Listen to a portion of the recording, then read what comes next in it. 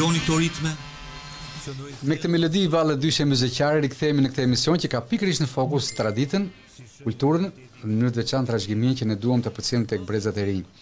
Me doktor Niko Ferron, historian, arkeolog, ulëmtues dhe i vlerave të kulturës dhe traditës muzikare, jemi duke diskutuar së bashku dhe në dy pjesët e para kemi sjell mjaft informacion lidhur me mënyrën se si rekomandohet që kërkohet për t'i ruajtur, përcjellë dhe trashëguar këto vlera tek të rinj.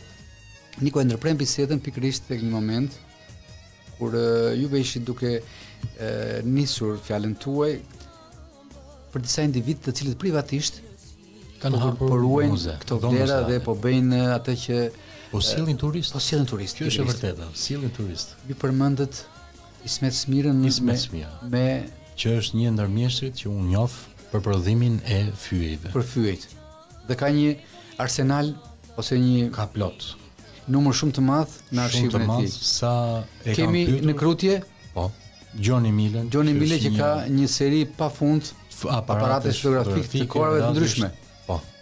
Që këto mund të kthejmë në pika referimi për turistët. Dhe i kemi çuar aty vërtet turist. Kemi në Babunj Adriatic Racën që ka po pjek qeramikën. Dhe qeramikën e pik në moment kur janë dhe turistët. Ja u bën dhe më të bukur, tregon shiko se si bëhet. Edi ka kohë që në kulturën e tij kemi gjithashtu edhe Altin Hillën me të fluturave, që është shumë e rëndësishme. Pra kemi dhe njerëz të tjerë që mund ta kenë bërë gjë të tillë dhe ju kërkojmë ndjes që nuk po i përmendim sot, të cilët në mënyrë me një durim të çelikt kanë ruajtur, kanë shtuar pasurinë e tyre personale. A mundet ta ti koordinosh e ti sjellësh si një paketë për turistët? Është e vështirë në gjykimin tuaj? Përderisa ata janë privat, unë e kam tentuar disa herë, biles kemi pasur edhe një televizion që kemi vajtur në vend. Aty jemi konsultuar, i kam kërkuar numrat e telefonit që në rast se vin turist keni dëshirë t'i prisni. Dhe janë treguar gjithmonë të gatshëm për t'i pritur dhe kështu ka ndodhur, kemi çuar dhe turist. Herën e fundit ishin 3 turistë që ishin të interesuar enkas për veglat e vjetra muzikare. Instrumentet muzikor. Apo edhe këto të jetës përditshme. Dhe njëri nga këta më bëri përshtypje sa i thash kemi zotin Ismet Smirën që merret me fyjet. Dhe kjo më bëri që të bëj edhe një herë një verifikim. Ky fylli i muzikës, sa i vjetër është, nga ka përjardhen, si bëhet. Dhe aty pash e kishte mjaft të dhëna të bollshme vetë zotëria, më tregonte domethënë që fylli tipik i muzikës është me origjinë nga Berati. Është diku tek 45 cm. Duhet të jetë me dru akacie. Sepse thotë është më i miri dhe është më kumbuesi. Dhe me jetë gjatë. Dhe me jetë gjatë dhe do pjekur pak. Kur mbaron do thekur pak, me bën çik më të bukur. Edhe disa fyje më thashë mua, edhe gdhendeshin me motive floreale. Sot si përdor njëri. Por sa bukur do ishte që t'i kishim ato. Na ngacmonin në një mënyrë shumë interesante, Niko. Njerëzit sot janë shumë kurreshtar. Dhe ka një thënie që nuk është profetike, por që koha e ka treguar. Nëse ne nuk dimë se nga vim, kemi të orientuar se ku do të shkojmë. Dhe sot, për fatin tonë të mirë, ka një vëmendje të shtuar ndaj historisë sonë të kaluar, në gjitha aspektet. Ne përmendëm disa, mes tyre ishte edhe një periudhë gjatë e komunizmit që natyrisht duhet të ketë dhe vlerën e saj dhe këto shtëpitë muze që rekomanduat janë lehtësisht të bëshme, por për mua duhen gjetur njerëz të duhur. Dhe kam një parim që them, parat asnjëherë nuk mungojnë. Duhet të gjetur mënyra për t'i marrë ato. Dhe kur argumenti dhe qëllimi është i lartë dhe i justifikueshëm, parat i jepen lehtësisht nga institucionet që kanë për detyrë. Sepse kërkesa është e tillë. Ju përmendët një rast që parë në publicitet që Altin Hillës i është dashur një kohë shumë e gjatë për ta konsoliduar atë që sot e quhen ekspozitën e fluturave. Shpun jo vetëm nga aspektin ekonomik që është dashur të rezistojë dhe të kalojë në kalvare të mëdha vujtja ai dhe familja e tij, kam përshtypjen ndoshta edhe kështu ka qenë edhe për të tjerë, edhe për Ismetin dhe për Tika Rasën e Meradhët, cilëndoj që ka dashur dhe i ka hyrë se rrugë, ka koshtet e saj të larta, por produkt finale shumë i rëndësishëm. Çfarë do të rekomandonit juve për gjitha që kanë këtë dëshirë, por në mënyrë të veçantë ajo që un kam merak dhe dua që të mbetet për t'i nxitur të rinjt, në mos ta përqafojnë dhe të bëhen pasionante për dorës të këtyre, po të paktën në kulturën e tyre ta kenë një informacion bazik. Në fillim do t'i drejtohesh institucioneve që për ngritjen e një dhome muzeale nuk është e nevojshme që të merren me qindra leje apo letra kërkesa për të bërë. Jetë diçka shumë e thjeshtë. Nëse ato objekte janë personale, që nuk janë vjedhur diku, apo të marra diku forcërisht. Nëse janë personale, pse që ka kaq problem për të ngritur një dhomë muzeale? Në aspektin ligjor kjo ka burokracia? Po, ka shumë burokracia. A duhet të jetë e thjeshtë. Unë njoh dhe shumë lokale të tjera që kanë me qindra objekte të vendosur në lokalet e tyre. Por në qoftë se kjo nuk zgjidhet nga ana ligjore, që të paktën ai që ka dëshirë që do të hapi një dhomë muzeale, po të njihet më le ta bëj, kush duhet ta pengojë. Pse duhet të jetë kjo ndrojtje e mos bërit, apo kjo ndrojtje që un kam frikë se nuk e di se çfarë do thon. Asgjë nuk do thon. Do thon faleminderit që po ja shton. Se qofse ti ke objekte të tua që mezi ke mbledhur gjatë gjithë jetës, të tua ti kesh, nuk ka pse të kesh frikë. Ti regjistrosh dhe të hapën, por jo duhet të jenë në për kalvare që ta hap, mos ta hap. Po marr rastin e Muzeut të Divjakës. Muzeu të Divjakës ekziston dëshira e mirë për të ngritur Muzeu të Divjakës.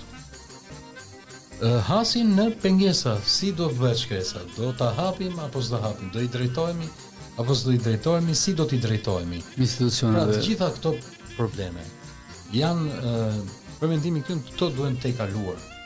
Duhen të kaluar sepse duhet të jenë më praktike institucione. Më praktike. Qofse një person i ka të tillë i posedon, shumë mirë ti regjistroj. Më kujtove një grua, nuk po ja them emrin sepse ka preferuar të qëndrojë anonime. Por më ftoi një ditë në lagjen Lonidhamu dhe më tha, meqense ti merresh me këto të vjetrat, të lutem shikoj pak çfarë kam unë. Ishte bërë një dhomë të madhe me lloj-lloj tantellash, qendisjesh, të ruajtur edhe nga punime të bëra nga gjysheret e saj, gjysha disa breza që ishin u mahnita të ruajtur në mënyrë shumë të mirë. Po ishte kaq e madhe, thash, po pse nuk e bën dhomë muzeale, mos më tha. Po bëra atë, thamë, e kam me shumë frikë. Pse e ke me frikë? Do duhen ekspozuar. Jam përpikur ta ftoj, por nuk më vjen. Nuk di pse është dhe kjo ndrojtje për të reklamuar këtë. Ka njerëz që vuajnë kompleksitetin e shoqërisë, si do ta gjykojnë të tjerët për këtë zgjedhje të saj. Po duhet që në fakt është një problem i madh dhe më e thjeshtë. Dhomat muzeale ose aneks muzeu mund ta quajmë mi fillt. Po pse që ka kaq e vështirë? Mjafton që mund ta ketë akses edhe bashkia, pa pritur ministrin. Mund të jetë bashkia të mbështetur në ligj, me një specialist me 1 ose 2 të verifikoj objektet, t'ja regjistroj dhe t'i quhet. Dhe ajo të ketë mundësinë t'i ekspozoj, po pse jo mos sillë turist, edhe kundrejt dhe një bilete, ku do ishte e keqja për të ekspozuar. Dhe aq më shumë që ishin objekte autentike shqiptare të bëra me dorë, qysh në vit me motive të ndryshme. Niko, më kënaqësove për një pyetje shumë interesante, e kisha në vëmendje, por më solli mjaft natyrshëm juve me këtë propozimin për përfitimin ekonomik që kanë ruajtja dhe përcjellja e këtyre vlerave tek të rinjt. Aspekti ekonomik i këtij procesi. Më ngacmuat në takimin e parë, në prezantimin që kemi bërë tek kolegji Daka, me disa shprehje tuaja që i keni nga historia dhe nga ulëmtimet e shumta që keni bërë dhe leximet patjetër. Dhe në mendjen time po fantazoja sigurisht.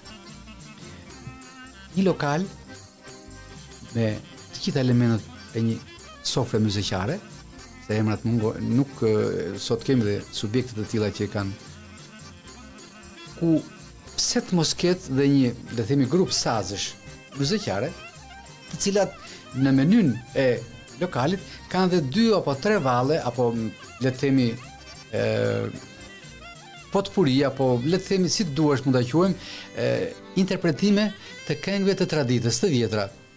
Dhe ti që kur shkon në atë lokal, e di që do të shoqërohesh nga një muzikë autoktone myzeqare.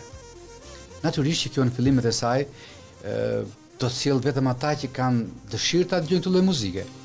Dhe në aspektin ekonomik mund mos jetë shumë e mirë për lokalin. Por po kështu ka nisur dhe këto vallet e vogla dhe sot ne kemi dasma që nuk perceptohen, dasmat e mira, pa një grup valltarësh të rinj me disa valle popullore të zonës ku janë çifti. Është bërë në modë dhe paguhet goxha mirë për të interpretuar në një periudhë caktuar 2 ose 3 valle, maksimumi 5. A mund të ndodhë një gjë dhe me këto interpretimet të muzikës dhe valle popullore në lokale ku fillimisht kjo të, le të themi, edhe të ketë një financim për ta nxitur si kulturë dhe më pas koha do ta tregoj sepse të ardhët e kësaj bilete e bëra gjithë të përshkrim për dalë te bileta e turistit. Ai mund vjet konsumoj diçka fare pak, po do ta paguaj edhe valla i do shoj aty.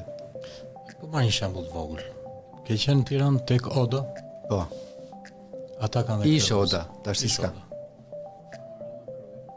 Tani ata atje te ky lokali ata shërbejnë edhe me muzikë.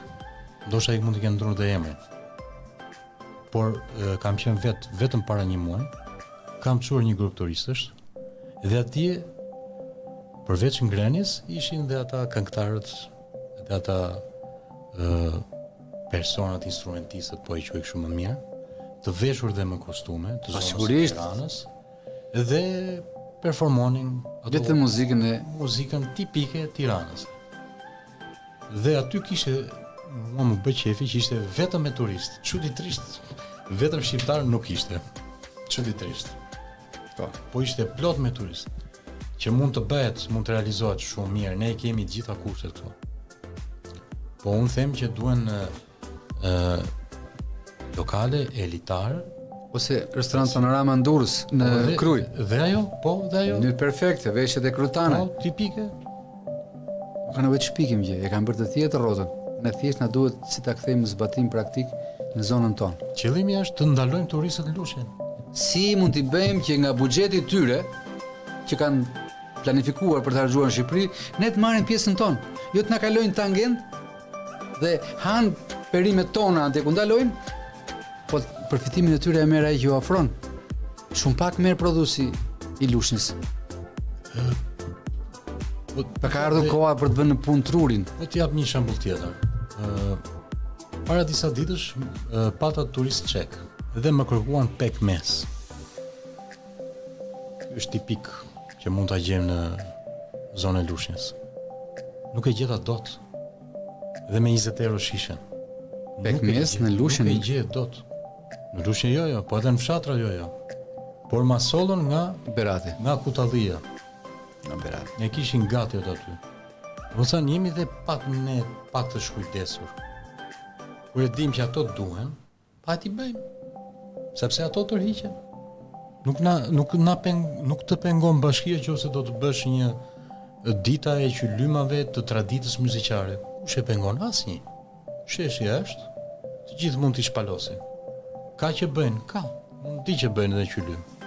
Ka i ruajnë akoma ato të vjetrat. Qylym, velenza të vogla, të shkurtra. Se nduk akoma të kohës vjetër. Madje edhe dorashka, jam habitur, edhe dorashka të vjetra. Dorashka, sipas stilit vjetër, që mos keq kuptojmë, me ato gishtat pak të nxjerrë lart, por me motive tipike muzikare. Edhe ato janë familje që janë duke i prodhuar. Por që realisht këtu nuk i gjejnë ashtu dhe pjesa më e madhe po të shikosh i vendosin internet për shitje. Kësaj pasurie të vlerave të trashëgimisë kulturore që ne duam, çfarë mund t'i shtojmë në aspektin arkeologjik? Është një sektor që ju njihni shumë mirë dhe jam i sigurt që me shumë pak bashkëpunim me institucionet vendore dhe qendrore, me një buxhet që në rastin tënd do të ishte shumë i vogël se në raste të tjera, disa pika kanë nevojë për ndërhyrje për të bërë të aksesueshme edhe nga turistët. Po një pikë e re që mendoj që është hapur dhe shumë bukur të investohesh, sepse aty mund të bëhet edhe ece të gjata në natyrë, është terma e Zjanës. është ende e pa gërmuar, e pa studiuar. Fillimisht ikni me idenë që nëse vetëm termesh, po kur doli dhe vendbanimi, po na dolën dhe varret, e po tani këtu ka një gjë që nuk shkon pas. Vendbanim të hershëm. Vendbanim të hershëm, që daton qysh nga shekulli i dytë para Krishtit, pra jemi periudhën qytetare. Dhe këto element që përmendet është i organizuar, jo vetëm një i organizuar dhe i mirëfillt. Pra ajo zona aty, që është zona që ne quajmë si të futur, po në fakt është një zonë shumë e mirë,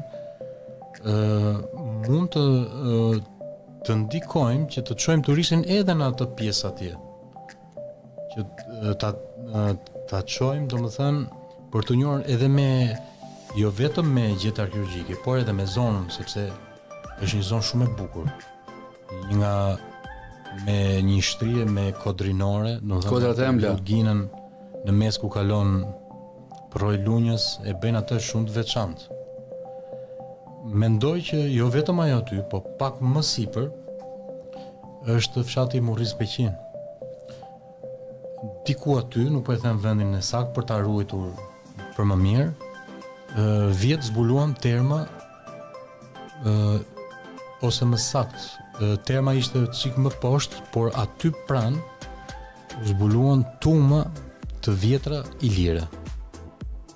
Dhe këto tuma nuk i tham, sepse është ai mirakull se nesër veni shkatërrojnë. Pra kemi lënë hapësira për ta zhvilluar edhe turizmin arkeologjik.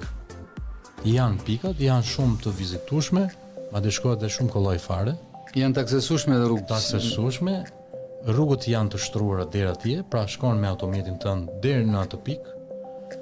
Aty pranë që kemi gjetur edhe objekte që i përkasin periudhës së neolitit. Shumë qeshme. Kufiri midis Belçit dhe Lushnjës, mund kufi. Ai sa u bëra xheloz tash, po mandja çoj Lushnjën tash se s'ka mundësi ti lë këtë nga, po bëm raportin edhe aty. Ka dhe objekte të tjera, patjetër që ka. Midis kufirit çuditërisht mund mes kufirit që lidh që ndan bashkinë Lushnjë me Belçin, ruhen rënojat e një kishe të shekullit të 13. Dhe të drejtën e përdorimit të këtyre benefiteve e ka ai që zbulon? Apo ligje nuk e përcakton? Po e shikoja nga ana, domethënë nga ana arkeologjike. Mund t'i çonin që në rast se do të bëhet. Apo e kemi më të aksesueshme në si Lushnjë? Më të aksesueshme, ajo aty, domethënë. Atje shumë afër rezervuarit të Thanës, pra ke edhe pamje. Shkosh dhe për vëzhgim zoq, se ka dhe të interesuar. Por ke edhe objektin arkeologjik që është një kishe shekullit të 13 atje. Quhet kishe Sotiri quhet ajo. Në rast se do restaurohesh ajo, do ishte e njëjtë si kisha e Kurjanit, që me atë mburrët të Roskoveci. Po. Pra ne do ta kishim aty lart. Dhe ajo realisht tani është në gjendje rënoj. Në rast se do të bëshin gërmime, do nxinin të tjera gjëra. Siç u bën gërmime në Bishukës, të Divjakës që u shtua elemente të tjerë.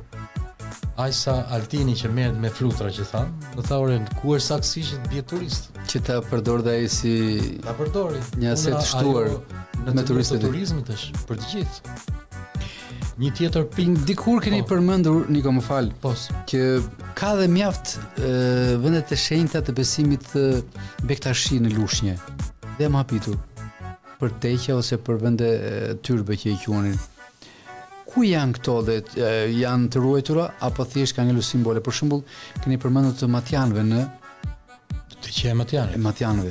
Sa të tilla ka zona e Kodrës ka kryesisht në mos gaboj apo zona e Kodrës është e vërtet. Duhet kthehemi çik pas në histori. Edhe ato mund të përfshin zona e Kodrës, që fillon nga Lushnja deri pjesën e sipërme, deri në fund fare në Zhan. I gjithë vargu i Kodrave paralel me rrugën nacionale. I gjithë vargu aty. Ajo pjesë ka qenë me vilajetin e manastirit. Dhe aty ke dhe më së shumti teqet më të vjetra. Pra i kemi që aty, nuk i kemi nga jugu. Po i kemi pra këte i datojnë më herët. Po këte janë më herët dhe më vjetra unë mendoj që ajo është teqja e Matjanit. Por po edhe pak teqen e Matjanit, po merrim me një burim. Burimi i teqes është një kryevepër e natyrës. Është burimi i teqes së Matjanit, është një kryevepër. Që të ketë bërim ujë në majtë të Kodrës. Është shumë i bukur njëherë edhe të vesh deri atje, por edhe ta eksplorosh.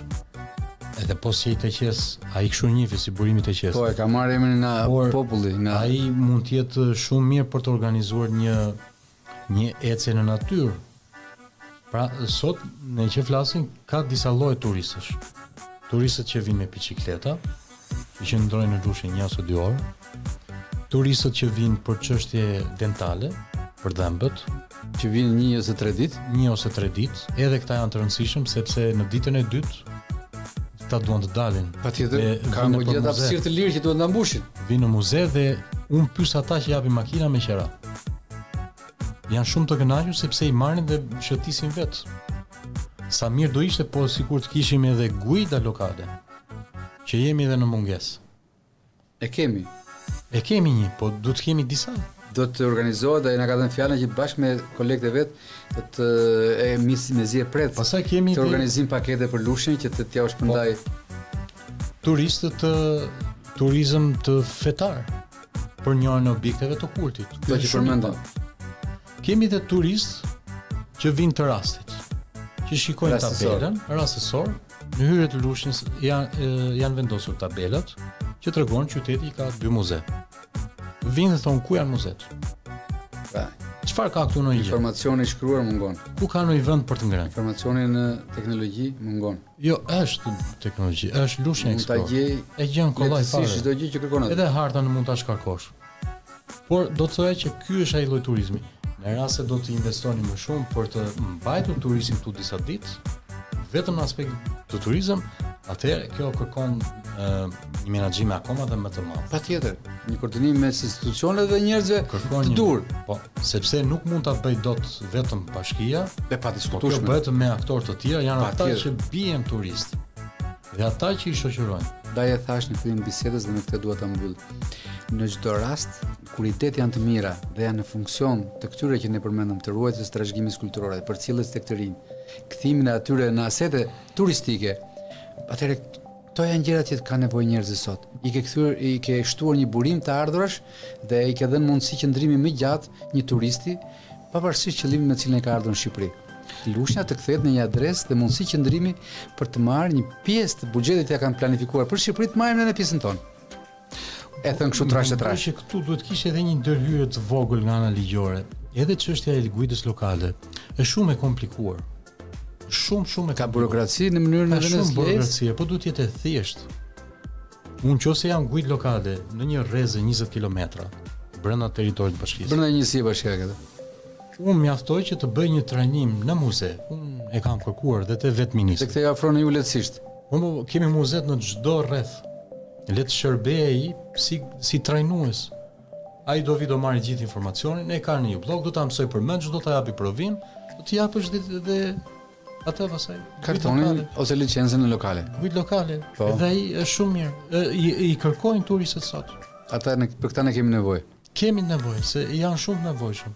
Më thonë kjo shkojnë për te institucionet, kjo vjen nga dëshira e vetë individit qofse do të punoj në këtë sfond të punës. Po, dhe kjo e bën akoma dhe më të thjeshtë dhe më të aksesueshme çdo pikë që njerëzit duan ta njohin, ka informacion për ta njohur dhe aq më tepër pastaj kur ajo është organizuar me gjithë elementet e saj.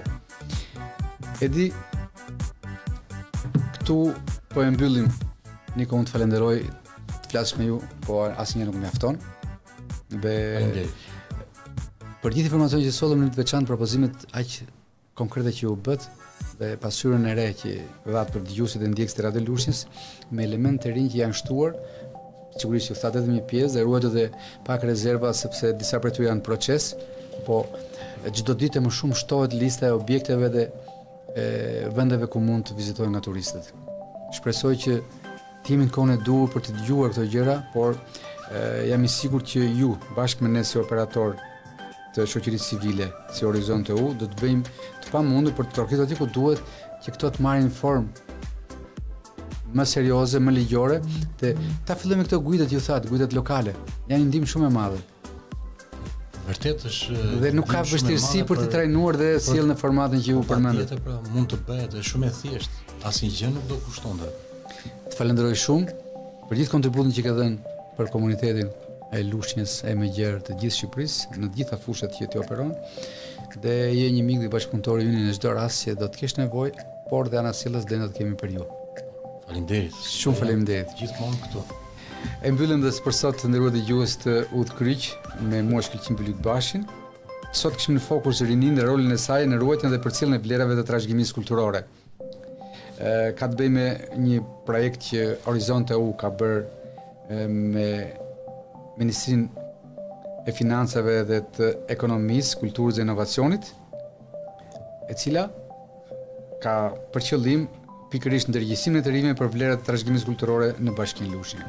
Duke falendëruar Niko Ferron, unë një fundjavë sa më të mbarë dhe më takofsh në premten e ardhshme. Ditë më mirë dhe fundjavë të mbarë dhe ju.